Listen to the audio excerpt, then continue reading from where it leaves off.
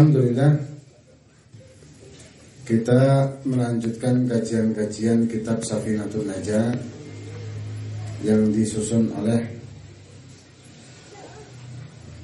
Al-Imam Asy-Syaikh Salim bin Abdullah bin Sumair rahimahumullahu ta'ala.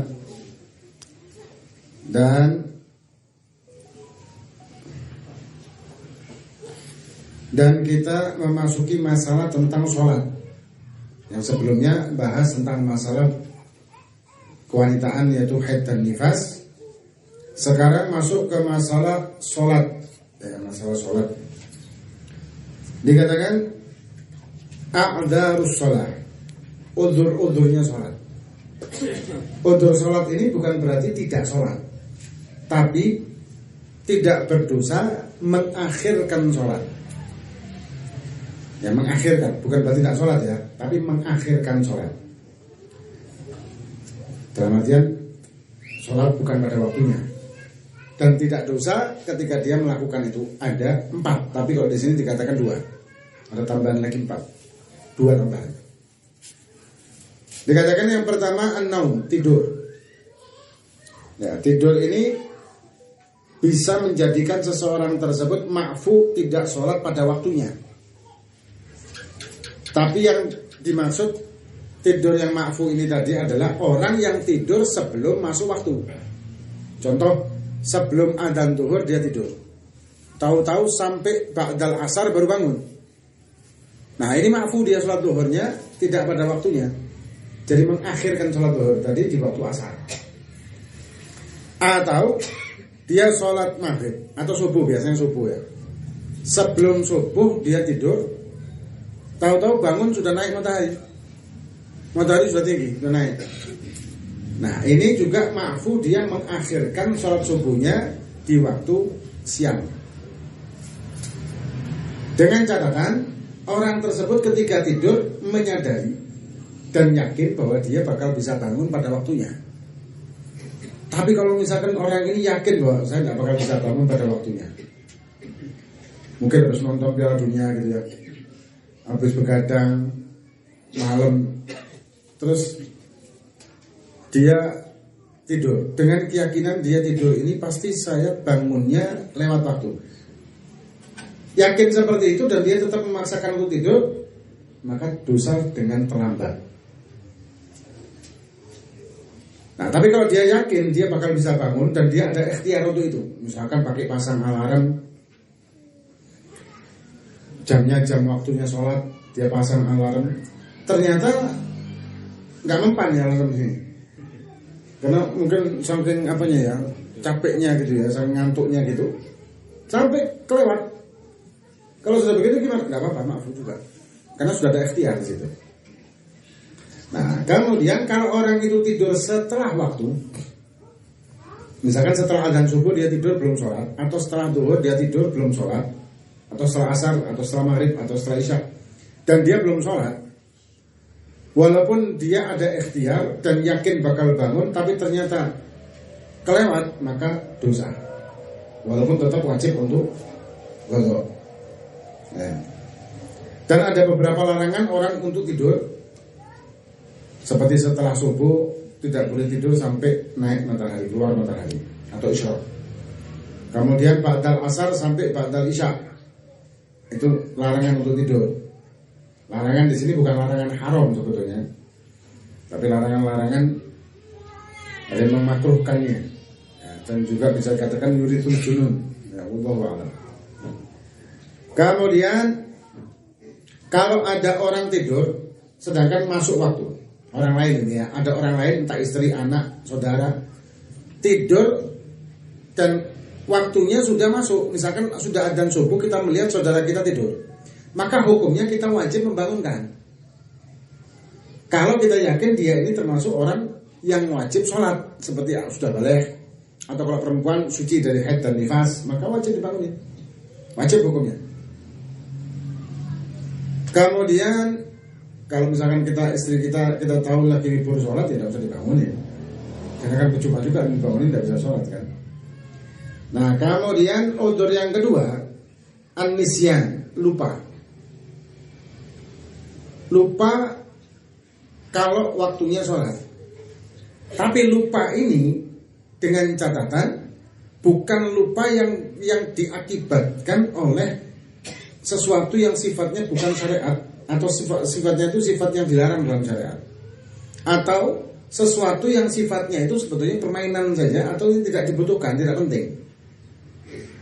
Contoh, orang main sepak bola. Boleh main sepak bola asal tidak membuka aurat, yang pasti kan.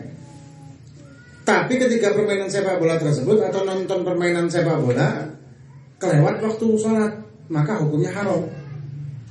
Walaupun lupa dia. Mungkin saking nikmatnya sepak bola tersebut sampai lupa.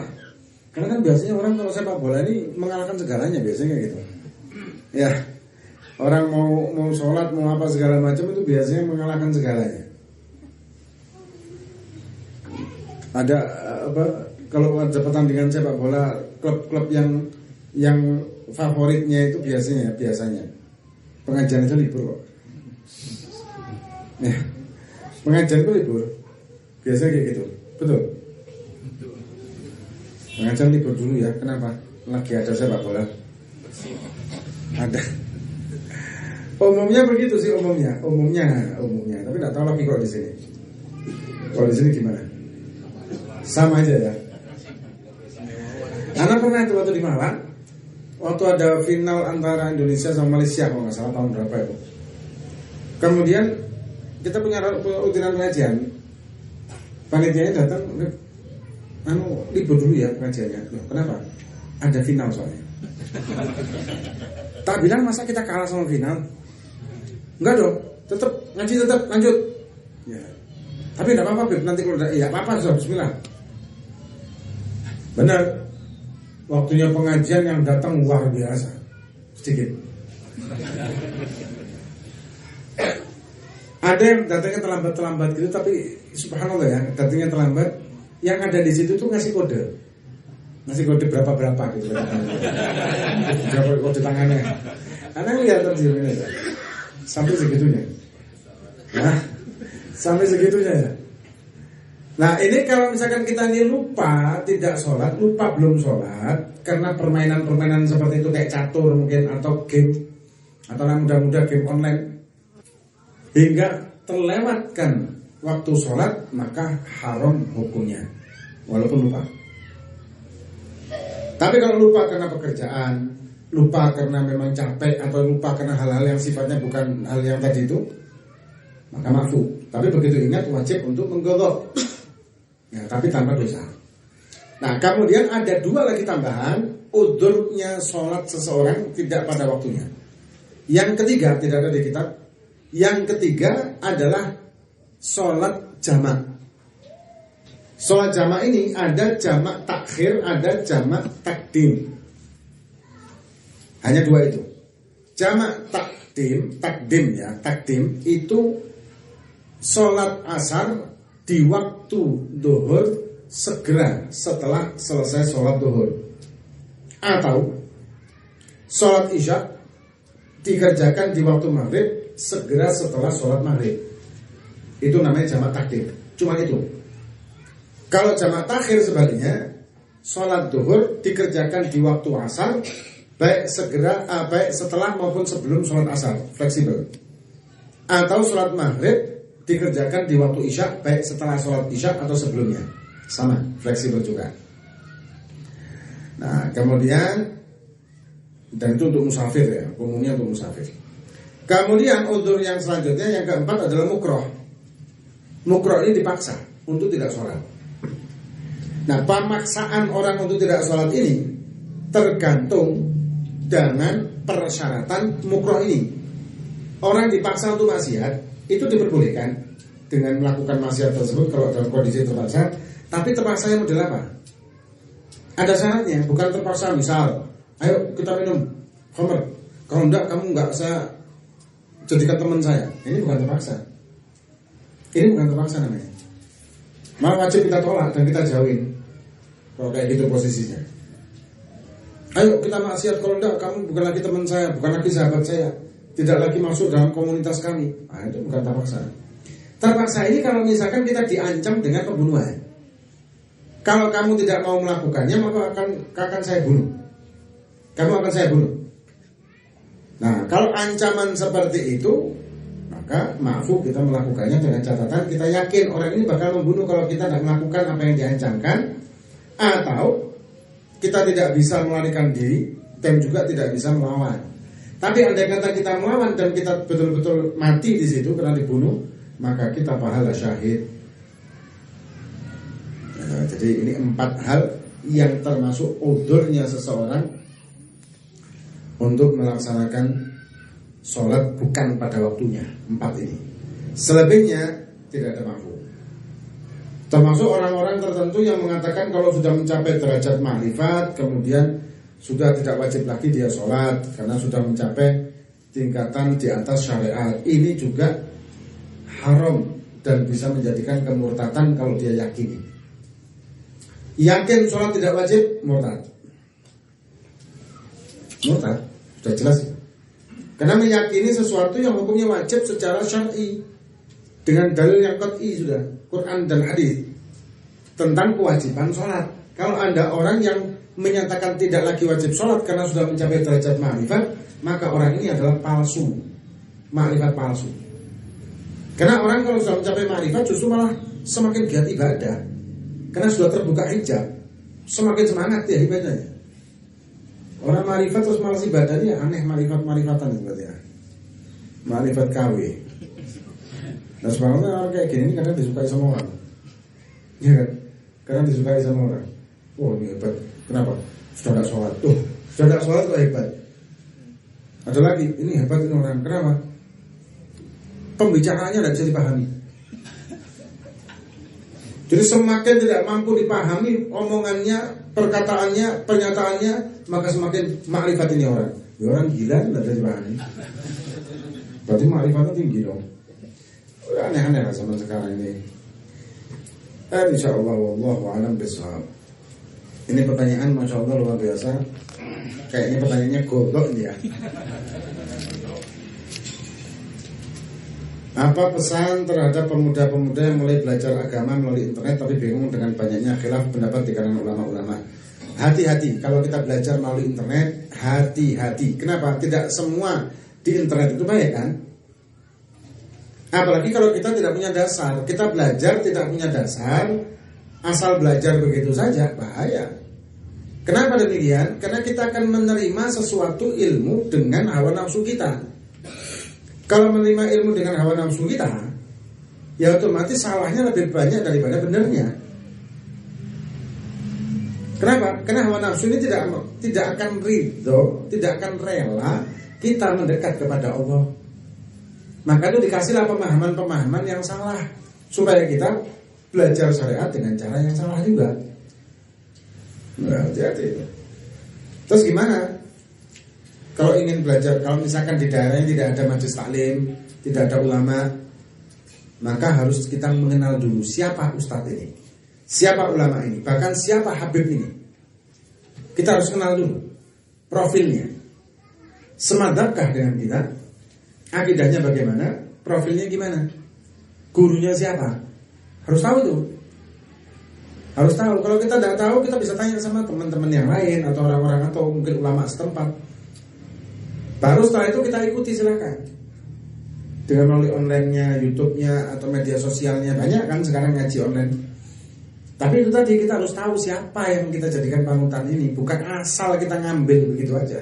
Karena kalau asal kita ngambil ini ya itu tadi bisa-bisa mengikuti hawa nafsu. Maksud hawa nafsu itu apa? Ya itu yang kita ambil. Ya, kita hanya mengambil yang disenangi sama hawa nafsu aja, yang lain enggak. Ya, kemudian jika kita melihat ini pertanyaan selanjutnya.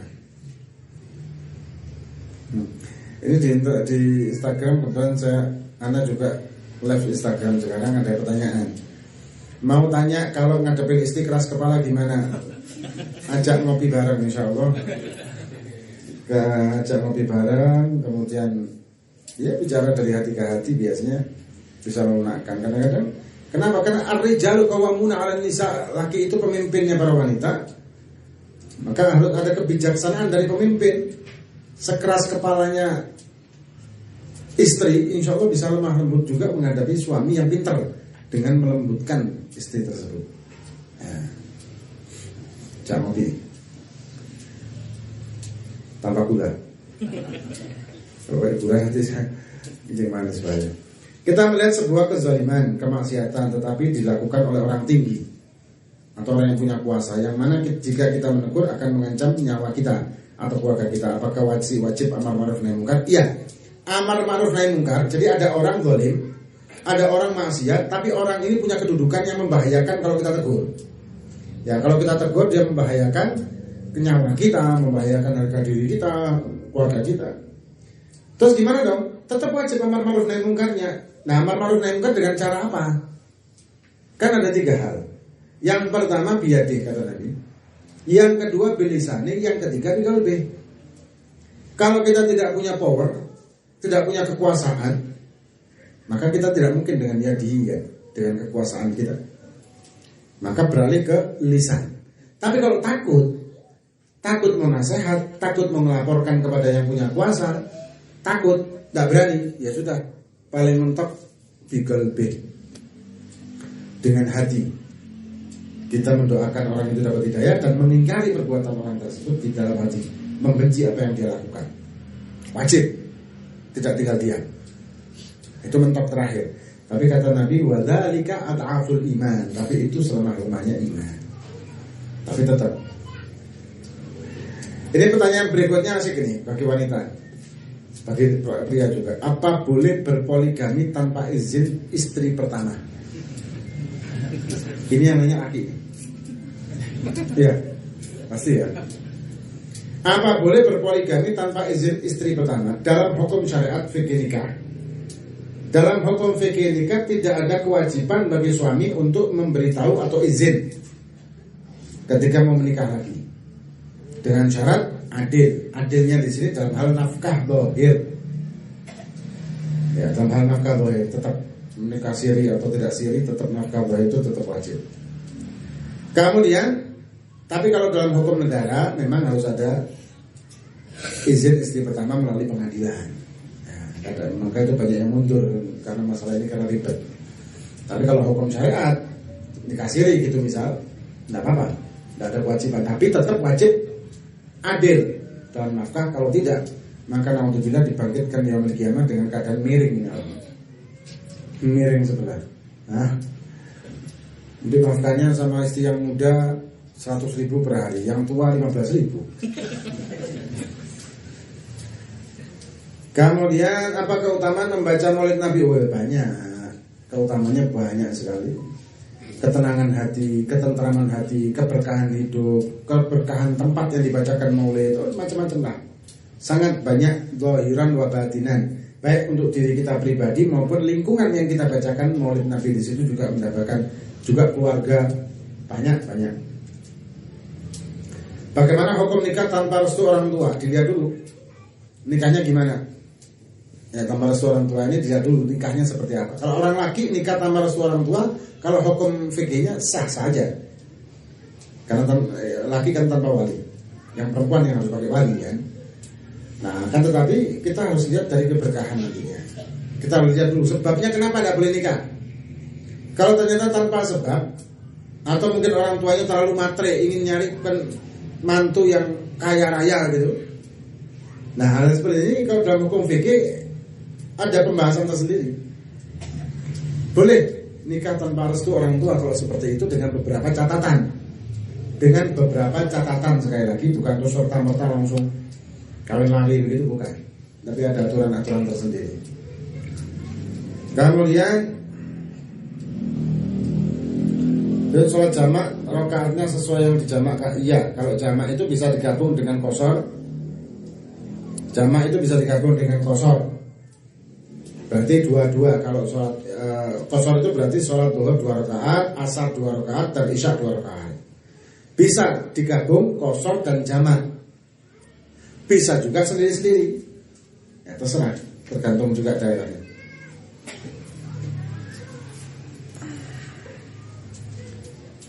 Apakah air yang dicampuri kaporit boleh untuk berwudu? Kalau baunya sangat menyengat, bau kaporit menyengat, itu tidak bisa bagi wudu sebetulnya.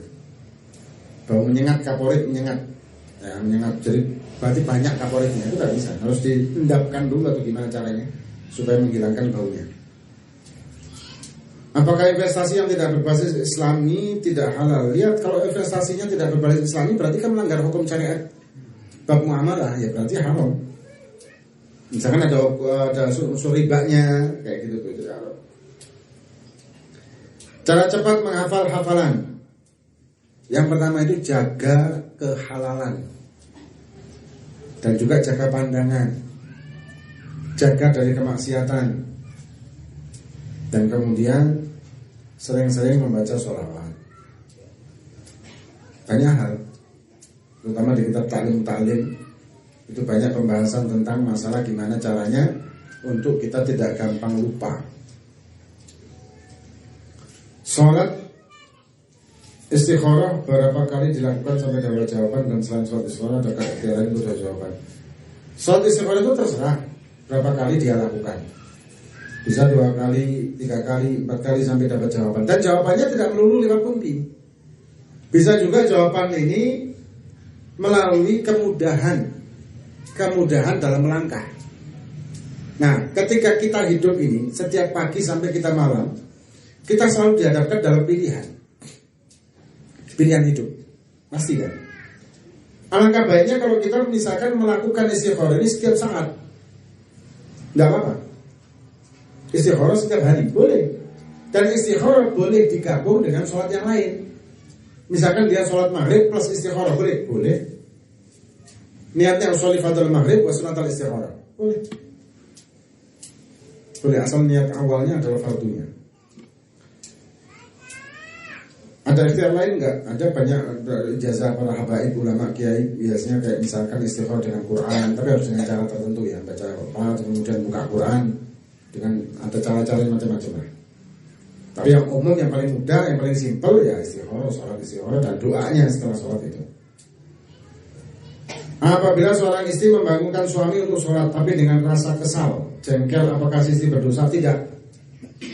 Kecuali kalau istri banguninnya dengan melempar wajan, melempar panci, nyiram kopi, ya, itu macam dong kalau kesel, haram dosa kalau itu. Tapi kalau membanguni dengan lembut, dengan akhlak, dengan adab sebagai seorang istri, malah harusnya terima kasih. Istri yang seperti ini Masya Allah luar biasa, yang perhatian dengan ibadah suami, bukan cuma perhatian dengan kerja suami, perhatian juga dengan akhirat suami. Ini istri yang luar biasa, istri yang Masya Allah kayak gini nih. Tapi kadang-kadang maaf, kadang-kadang istri itu lebih peduli dengan duniawiyahnya, bukan dengan ukhrawiyahnya. Tidak peduli dengan akhiratnya. Mau suami ngaji, sholat, terserah. Yang penting dunianya lancar, kerjanya lancar. Bahkan kalau tidak berangkat kerja, marah si istri, harus berangkat cepat. Kalau tidak berangkat ngaji, ya malah senang, ada temennya katanya. Nah, harusnya bersyukur kalau punya istri seperti ini. Bolehkah sholat sunnah duha tahajud dilakukan langsung 4 rakaat? Boleh. Duha dilakukan 4 rakaat, boleh. 8 rakaat langsung, boleh. Nah, tahajud ini bukan nama sholat. Tahajud ini nama waktu. Dan sholatnya sholat sunnah mutlak. Boleh kita mengucapkan usolli sunat tahajud dan menjadi sholat sunnah mutlak. Tidak apa-apa, menjadi sholat sunnah mutlak.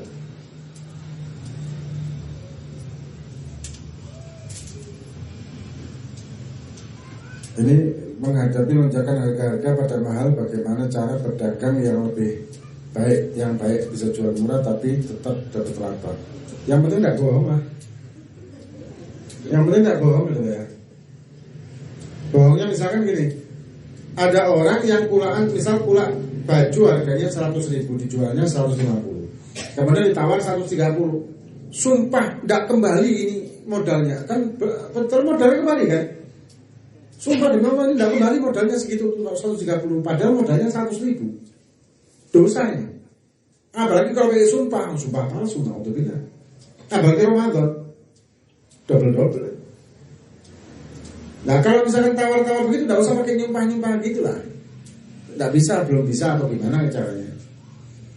Dan yang beli juga jangan keterlaluan dong kalau nawar. Biasanya ibu-ibu juga suka nawar ya. Hah? Ibu-ibu yang paling suka nawarin ibu-ibu. Laki-lakinya biasanya malu nawar, gengsi. Kalau ibu-ibu 1000 aja ditawar. Ini jangan beli di sini, apa lebih mahal 1000. Enak di sana. Padahal ke sana butuh bensin lebih dari 1000. Belum parkirnya. Masya Allah, kodratnya. Kemudian ada lagi nggak? Ini yang jawab cepat-cepat ya, karena Masya Allah. Apakah air yang keluar ketika sedang tidur hukumnya mutlak najis? Tidak, kecuali ketika orang ini tidur dengan posisi perutnya lebih tinggi dari kepala dan warnanya lebih keruh, lebih kekuningan biasanya, dengan bau yang lebih pekat. Ini najis karena cairan di perut.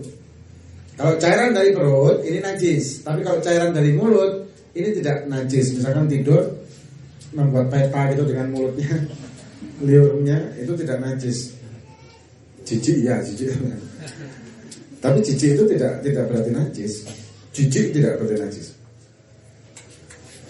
Kemudian sampai mana batasan suara wanita sebagai aurat?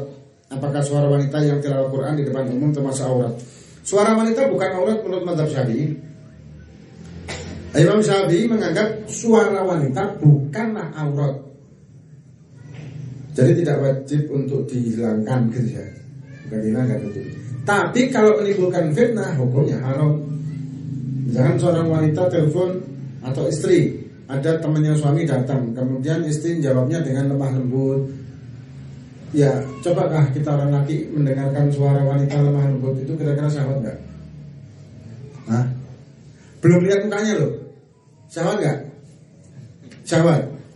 Jangan ngomong enggak. Kalau ngomong enggak syahwat, saya periksa cepat-cepat. Bahaya ini. Nanti dengan suaranya kambing syahwat. Jadi kalau ada pengajian wanita apa lebih baik suaranya tidak keluar, tapi hanya ke dalam ruangan itu aja supaya tidak menimbulkan fitnah. Apalagi suaranya yang lemah lembut, yang enak didengar, wah tambah nikmat juga nih kali. Apakah bernadar cukup dalam hati atau harus dilafadzkan? Nadar itu harus terucap dengan lisan, bukan hati. Hati itu niat untuk melaksanakan nadarnya. Misalkan kita nadar untuk etikaf di masjid, maka hati kita itu nanti kita ucapkan niatnya setelah kita mengucapkan niat nadar, apa lafaz nadar dengan lisan. Walaupun tidak ada yang dengar. Saya nadar etikaf di masjid ini selama saya berada di sini. Atau nadar tuh an ataqifa fi hadzal masjid madumtu fi lillahi ta'ala.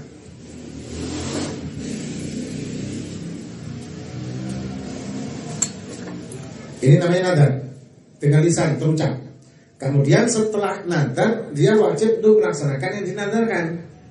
Nah, ketika melaksanakan yang dinadarkan, dia mengucapkan di dalam hati niat melaksanakan nadarnya.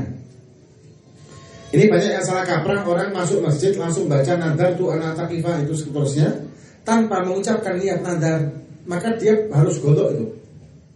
Dia harus godok itu, harus godok etikaf itu. Misalkan dia setiap Jumat selama sebulan, berarti 4 Jumat kan? Maka dia harus 4 kali keluar masuk masjid untuk etikaf nadar dengan mengucapkan niat nadar, niat melaksanakan nadarnya. Tambah lagi. Hah? Oh, ya. Kemudian apa yang harus dilakukan karena ingin apa ya? Karena ingin syiar dalam agama tapi takut riya. Apa yang harus dilakukan ketika ini? Kalau orang tidak mau melakukan sesuatu kebaikan atau amal karena takut riya, atau meninggalkan amal karena takut riya, justru itu riya juga. Tarkul amal fawariya ya jelas. Tarkul amal ya jelas fawariya. Meninggalkan amal karena makhluk manusia itu juga termasuk riya. Termasuk riya. Kadang orang salah kaprah. Terus gimana kalau takut riya? Tetap lakukan sambil lawanlah sifat riyanya itu dalam hati kita. Jangan mundur. Kenapa dalam niat seringkali lafadznya nawaitu bukan dengan fi'il mudhari' anwi? khususnya dalam wudhu. Ya karena nawa itu dalam arti pelaksanaannya dia sekarang, melaksanakan sesuatu yang sekarang ini. Kayak nadar tuh melaksanakannya setelah awal kan begini. Niat itu mahaluha al-qalb. Waktunya fleksibel tapi umumnya qabl amal. Kan sebelum amal kan? Sebelum amal tapi umumnya berbarengan dengan amal. Yang sebelum amal kayak puasa itu sebelum amal. Kemudian apa yang belum amal? Ya umumnya puasa aja sih ya. Atau haji kalau haji berbarengan dengan amal ihramnya. Umumnya berbarengan dengan amal. Wudu berbarengan dengan amal. Kalau yang sebelum amal ada beberapa niat yang sebelum amal, tapi umumnya berbarengan dengan amal, bukan yang berbarengan. Jadi intinya orang melakukan niat itu berbarengan dengan amal secara umumnya, tapi umumnya juga ada juga yang sebelum amal. Ketika ingin jadi ulama namun takut menjadi riya sama, sombong dan lain-lain, apa yang harus dia dilakukan? Sama kayak tadi jawabannya, tetap harus diterjang, tetap dilakukan sambil dilawan hatinya atau penyakit hatinya. Apabila sudah punya wudhu menginjak kotoran kucing, apakah harus wudhu lagi? Tidak, tapi wajib disucikan kotoran najisnya tersebut, dihilangkan. Wudhunya tetap sah, karena wudhu tidak batal dengan menginjak najis atau terkena najis. Kumur sikat gigi waktu puasa membatalkan puasa atau tidak? Tidak membatalkan. Dan hukumnya makruh secara mu'tamad kalau setelah zuhur. Tapi ikhtarnya Imam Nawawi tidak memakruhkan untuk bersiwak atau sikat gigi. Nah, membatalkannya ini kalau ada bagian-bagian yang masuk ke dalam mulut kita, tertelan. Ada yang tertelan, itu membatalkan. Kumur, kalau misalkan kumurnya itu untuk wudhu dan tidak banyak, dan ada yang tertelan tanpa sengaja, itu tidak membatalkan. Tapi kalau wudhunya itu kumurnya itu ketika mau wudhu, kan sunnah kumur kan. Ketika kumurnya mau wudhu itu dengan jumlah yang banyak dan ada yang tertelan, batal puasanya. Apalagi kumurnya pakai es teh. Apakah Apakah dosa ketika kita tidak sholat karena tempat kerja tidak memberi istirahat ketika masuk waktu sholat? Ini sebetulnya kalau ada tempat kerja seperti ini bisa dituntut. Jadi ada tempat kerja yang tidak memberikan orangnya itu untuk sholat, itu bisa dituntut. Kalau undang-undang nggak boleh kan, waktunya sholat. Terus kalau terpaksa begitu gimana? Ya kita harus melawan dong, karena itu perintah. Jadi tidak ada waktu sama sekali itu istirahat untuk sholat. Ya ini kerja roti. Dan itu bisa dituntut kan saya undang-undang. Kalau kita lupa lafaz niat jamak atau qashar lalu berniat sebagaimana yang diniatkan imam, apakah sah? Maksudnya lupa niat qashar ketika sholat qashar kayak gitu, maka sholatnya tidak boleh qashar, harus 4 rakaat. Niat qashar itu di waktu takbiratul ihram. Beda dengan niat jamak takdim. Kalau niat jamak takdim itu mulai takbiratul ihram sampai salam, terserah. Waktu rukuk kita niat takdim, keinget, sebetulnya bisa takdim nih. Langsung niat di waktu rukuk, boleh. Ya, kalau qashar harus di waktu takbiratul ihram. Kalau ihtilam terus rasain basah di celana, tapi pas dilihat gak ada bekas apapun di celana, apa yang harus dilakukan? Kalau tidak ada bekas apapun, tidak ada asar apapun, ya memang tidak menjadi hukum, karena hukum kembali ke asal. Hukum sesuatu itu kembali ke asal. Kalau kita sedang sujud lalu kitab Al-Quran yang ada saku atas, ada di saku atas yang kita jatuh, apa yang harus dilakukan? Mengambilnya atau selesaikan sujud dulu. Kalau posisi kita lagi rukuk, ada yang jatuh, atau lagi sujud ada yang jatuh, Qurannya jatuh dari sakunya, maka posisi kalau kita memungkinkan mengambil tanpa melakukan gerakan membatalkan sholat, itu boleh kita ambil dan kita masukkan lagi ke saku kita tanpa melakukan gerakan yang membatalkan sholatnya. Wajib atau sunnah sholat mu'adah duhur setelah Jumat? Enggak wajib dan juga tidak sunnah. Sholat duhur setelah Jumatan itu tidak wajib.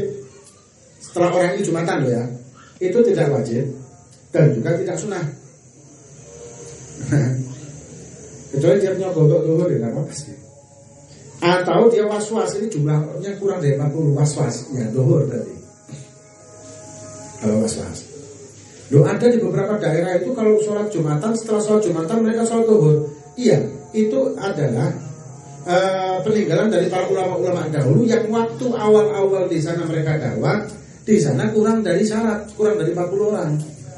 Hingga mereka itu mengajarkan Jumatan dan setelah Jumatan sholat duhur. Sholat Jumatnya itu untuk syiar, kemudian sholat duhurnya itu yang menjadi kewajiban. Tidak apa-apa kayak gitu. Dan akhirnya berlanjut, walaupun jumlah orangnya banyak tetap berlanjut habis sholat Jumatan, sholat duhur. Tidak apa-apa juga. Dan kalau dilakukan berjamaah, mu'adah namanya. Mu'adah, dapat pahala kalau mu'adah. Tapi kalau dilakukan sendirian, dia tidak dapat apa-apa. Bagaimana hukumnya sampo yang berwasiat untuk menghitamkan rambut tapi tidak segera menjadi hitam? Kalau ada kayak gitu, bukan cat rambut, bukan semir atau henna yang menghitamkan rambut, nggak apa-apa. Tapi kalau bil khidab atau dengan pacar atau semir yang menghitamkan rambut, ini haram. Liri jalin wamra'atin wa haram khidab syar'i salat liri jalin wamra'atin la lil jihad, kecuali jihad. Kalau jihad apa-apa? Jihad. Ada yang jawab gini, saya jihad dengan istri di rumah. Semua tidak diremehkan sama istri, jadi rambutnya biar tidak ada ubannya. Bukan jihad itu. Kalau kita sedang sholat terus gak sadar ada bangkai hewan di pakaian kita menyadarinya saat rakaat kedua, lalu segera membuangnya, apakah tetap sah sholatnya? Tidak, batal sholatnya. Ketika kita sholat, tahu-tahu ada menempel bangkai semut, atau ada bangkai semut di saku kita yang kelihatan waktu kita mungkin mau sujud atau gimana, yang kita yakini bangkai ini sudah ada sejak sebelum sholat, maka sholat itu dibatalkan segera. Kalau langsung dibuang, tidak bisa juga, batal tetap batal. Kenapa? Karena hamil najasa. Karena memegang dan membawa najis. Ini sudah batal. Beda kalau ada orang sholat, salnya kejatuhan najis, langsung segera dibuang tanpa mengangkat, tanpa hamil. Kalau mengangkat itu namanya hamilun najasa, membawa benda yang ada najisnya, batal sholatnya. Kemudian 2 hari gak selesai. Kalau kita sedang ngaji bersama guru kita, yang mana guru kita sedang menjelaskan pelajaran, lalu teman sebelah kita bertanya kepada kita tentang arti satu kalimat yang dia tak sempat ngertiin, lalu kita tidak menjawabnya karena takut tidak adab kepada guru kita, apakah termasuk katmul ilm? Enggak termasuk katmul ilm. Termasuk adab juga ini. Adab dalam taklim harus fokus. Bahkan ada orang yang santri yang tasbihan itu sul adab. Kalau di taklim tasbihan kepada orang dikira itu sul adab. Jadi kalau misalkan dia tidak jawab, bukan katmul ilm namanya, bukan menutupi ilmu. Apakah seorang yang sholat sambil menggendong bayi, kalau misalkan bayinya ini yakin tidak ada najisnya di pempesnya, dan yang kedua si bayi kalau laki sudah dikhitan, maka boleh-boleh saja. Tapi kalau misalkan ada najisnya di pempesnya, atau bayi laki belum khitan, maka tidak sah sholatnya. Jika kita kedatangan Habib Dawir, seperti apa adab kita terhadap beliau? Laporkan ke Robito Alawiyin, itu lebih aman. Laporkan ke Robito, dan kebetulan Robito Alawiyin yang setahu anak ada namanya Laskar Alawiyin juga. Itu istimewa untuk menjaga fitnah. Karena kadang-kadang harus diwaspadai. Kadang-kadang ada yang palsu. Anak barusan datang dari Kalimantan. Di sana banyak juga yang seperti ini yang ternyata KW. Jadi palsu. Modal tampang mancung begitu, terus pakai imamah jubah segala macam, yang dia rapi itu bahkan lebih rapi dari ulama beneran. Orang terus langsung percaya begitu saja. Kenapa? Karena banyak orang ini umumnya melihat penampilan, bukan melihat siapa, apa yang dikatakan atau ilmunya apa, enggak. Penampilan. Umumnya kan gitu. Penampilannya gimana sih? Ada banyak ketipu. Banyak ketipu, hati-hati. Kalau kita mau bantu seorang dzurriyyah Nabi yang memang membutuhkan, silakan cari, banyak loh masih. Banyak. Di Kalimantan ini, ya di Kalimantan loh, padahal banyak orang yang ngasih para habaib di sana, masya Allah memang. Tapi ternyata di sana banyak juga salifah-salifah janda yang rumahnya sudah meroboh, rumah kayu meroboh. Ini yang lebih afdol. Ini yang harus diperhatikan. Ini kalau misalkan kita bantu mereka para salifah ini, dunia akhirat selamat kita. Ibn Mubarak itu, Ibn Mubarak, Al-Imam Ibn Mubarak ini seorang alim alamah wali ulama. Dia mendapatkan pahala dengan apa? Dengan Allah menciptakan satu malaikat yang dirupakan sama dengan wajah Ibn Mubarak dan berhaji tiap tahun yang pahalanya diberikan kepada Ibn Mubarak sampai kiamat. Bayangin, haji sampai kiamat. Berapa ribu haji yang diterima Ibn Mubarak. Gara-gara apa? Gara-gara dia tidak jadi haji, bekal hajinya ini diberikan kepada wanita salifah janda yang kelaparan. Dan waktu itu lagi nyabutin ayam bangkai mau dimakan, tak tega. Ente ini siapa? Anak salifah. Oh, stop lu pakai gini, buang ini. Kasih bekal hajinya semua dikasih.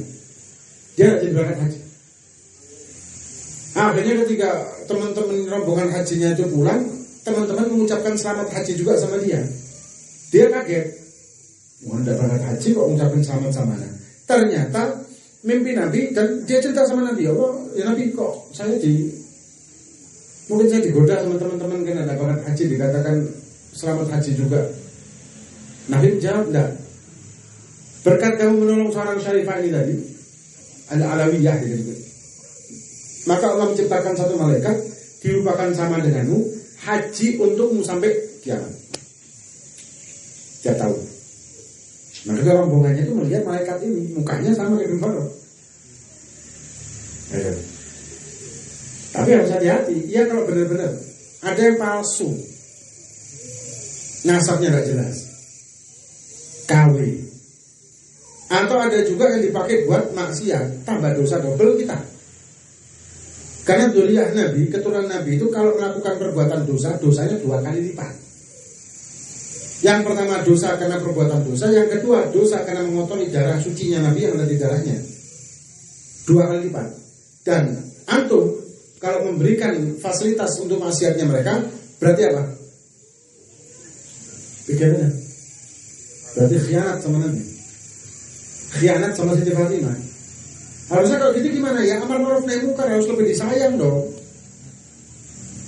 Mau mabuk, mau ini segala macam, pegang, arahkan yang benar. Tidak mampu saya yakin, laporkan Nabi toh, atau laporkan para habaib-habaib yang lulus. Harus begitu. Itu betul tanggung jawab kita sama keluarganya. Bukan terus malah tidak apa-apa sudah kasih uang biar minumnya terlalu banyak, biar narkobanya yang jangan yang murah, yang mahal sekalian. Bandel ini orang. Hah? Hati-hati. Hasil akhir zaman itu macam-macam ya. Ini terus kenapa Madib? Allah ya. Apa ganjarannya? Apa ini? Ganjarannya kebutuhan istri. Apa ganjarannya? Kalau istri ikut pengajian tapi suami tidak ridho, karena baru pulang kerja dan diajak maulid sama suami gak mau. Maksudnya istri pengajian, suami gak ridho, ya haram dong.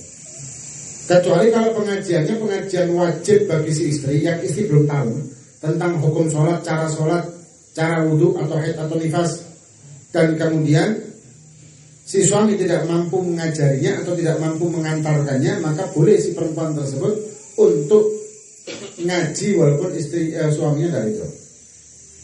Tapi harusnya kalau istri mau ikut pengajian ini harus dibantu dong, harusnya syukur. Berapa banyak istri yang diajak ngaji sama suaminya malah alasannya sinetron. Harusnya kan syukur. Ya istri-istri seperti ini yang menjadikan rumah tangga bahagia. Kalau yang belum punya istri cari istri yang seperti ini, yang memang semangat untuk dakwah, semangat untuk taklim, semangat ngaji. Kalau sudah punya istri, didik istrinya seperti itu. Kalau perlu tambah lagi. Bagaimana menyikapi perbedaan pendapat ulama habaib ketika di masyarakat supaya tidak menimbulkan perbedaan pendapat? Itu tidak menimbulkan perpecahan di masyarakat. Ya kita lihat perbedaan seperti apa. Kalau perbedaan menyangkut akidah yang jelas menyimpang, ya kita nyampaikan apa adanya. Tapi kalau misalnya kita takut akan menjadikan perpecahan, ya kita bisa ngasih tahu sama orang tanpa menyebut nama. Kita ngasih tahu masyarakat tanpa menyebut nama bahwa akidah Asy'ariyah yang benar begini, akidah Ahlussunnah wal Jamaah yang benar begini, tanpa membilangi jangan kayak Habib Fulan, Kiai Fulan. Akan dibuktikan kayak gitu kan? Ya, tunjukkan yang benar seperti apa. Apakah boleh suami menggodok puasanya istri yang sedang sakit parah dan tidak bisa melakukan saum lagi? Luar biasa suaminya. Suami soleh ini. Sayang istri benar, tidak boleh. Apakah benar asuran ajuran yang terus bahwa ini seorang meninggal dunia ini masalah hitung-hitungan? Kalau hitung-hitungan memang harus pakai kalkulator. Ini masalah hitung-hitungan berwaris. Wallahu a'lam bishawab. Maka bermanfaat bagi kita di dunia dan akhirat dan insyaallah